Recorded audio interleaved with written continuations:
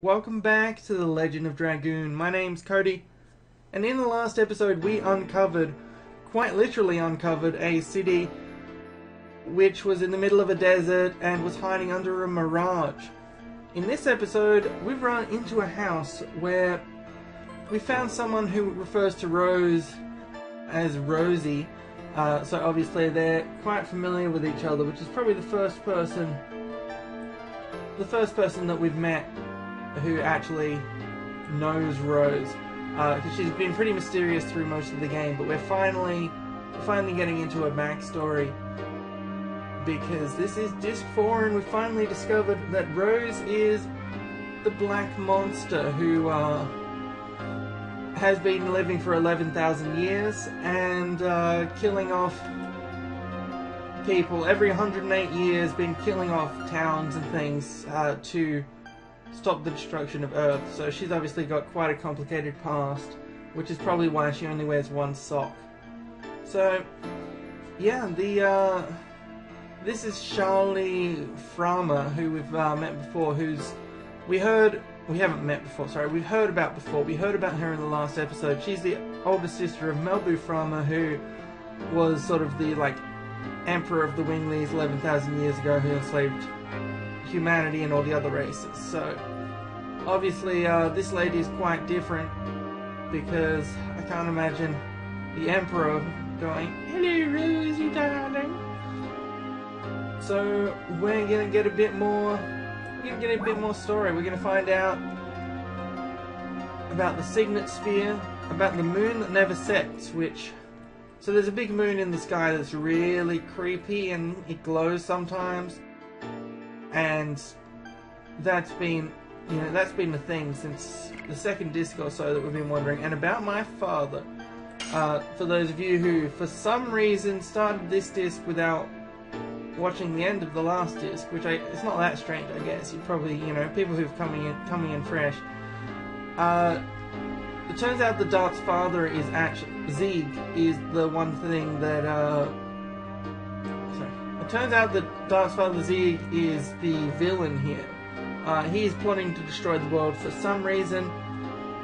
He also was the fiance of Rose 11,000 years ago, and she thought he was dead, and he resurrected it seems like 30 years ago or something, and then just lived a normal life raising Dark up until he apparently decided to be evil.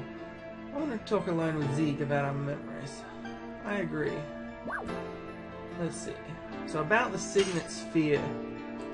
So this Signet Sphere, he's trying to break the signet of the moon that never sets with the magic power of the divine moon object. That signet is the Signet Sphere. So I know to a lot of people that sounds like gibbity goop.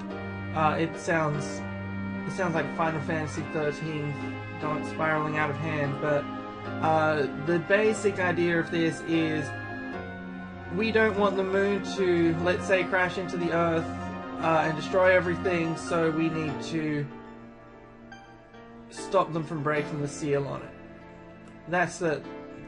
It's not actually going to crash into the Earth, but I'd like if it would, because then it would be more like one of my favorite Zelda games, Majora's Mask. So there were these seals to stop the moon from destroying everything.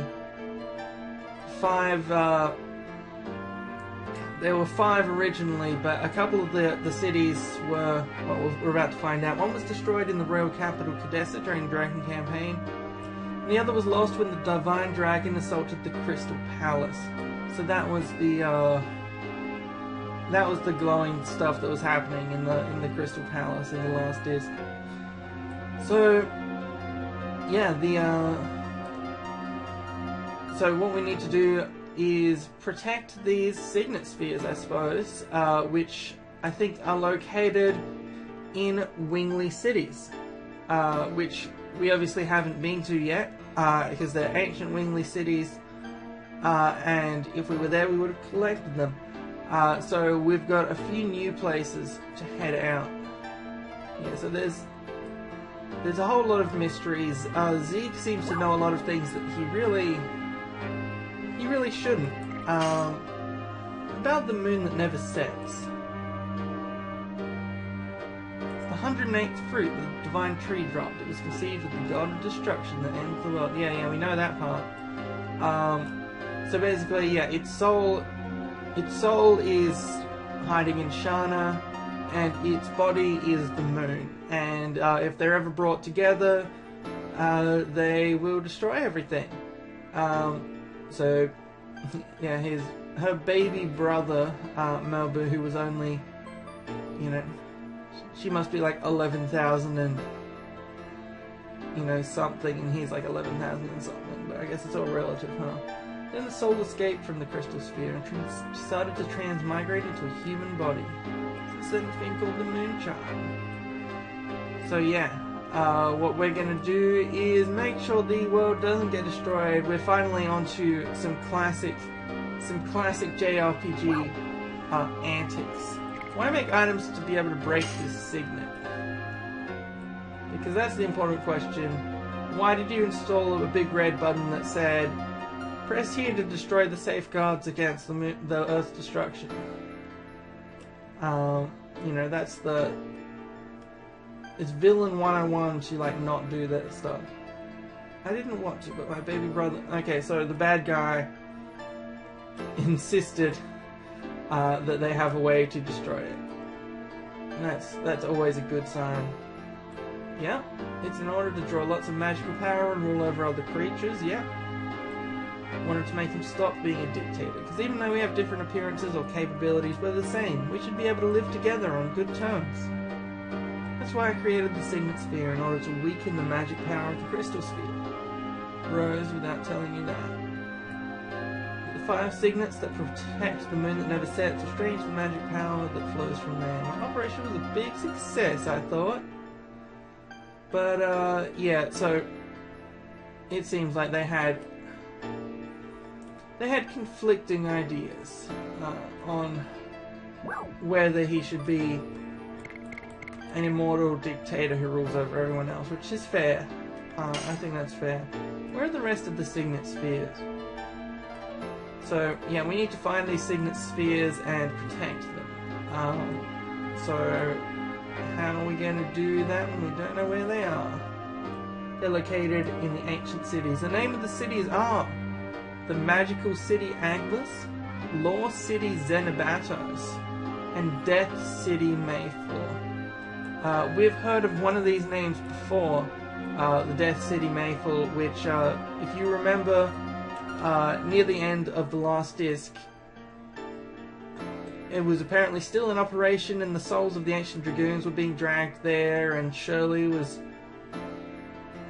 holding them in place or whatever. So we got a bit of a hint that there was some other stuff that's operational. He said, Rouge, that's my hometown, which importantly is not called Rogue. Rouge and Rogue are 2 different words, though I think Rogue would also work as a name for Hashel's hometown. Whew, alright, so that was a big info dump, but it's kind of necessary. If we talk to those guys, they'll just be chatting, and she'll be like, "Oh yeah, everyone left a while ago." So as we can see now, Dart is the only one in the party. Everyone else has gone out to explore this new city, and we'll find them. You know, we'll find them all around the place. We'll probably find Albert, like, looking at plants and talking about politics or something, and, you know, we'll probably find Mary trying to snatch food from a pantry or something, you know, the kind of thing that they all generally do. We haven't really had one of these in a while. Oh, hello.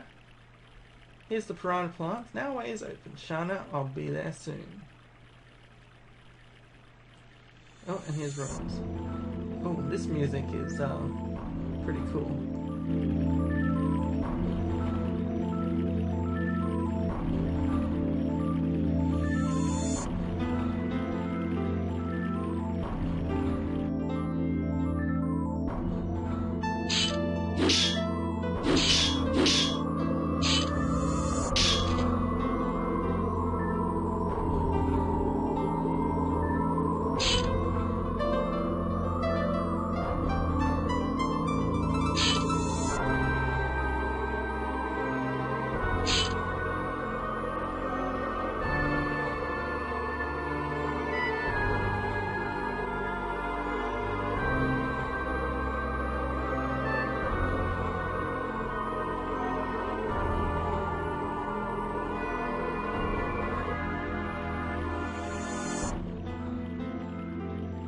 So yeah, that's an explanation for why Rose and Dart aren't trying to kill each other, despite the revelation that Rose is the person who Dart's been trying to kill this whole time, is because he realized that, well, he was very misinformed as to what was actually going on, and because he's a main character, has gotten over his angst fairly quickly and just said, we're all about friendship, or at least stopping the destruction of the world, which is generally quite important.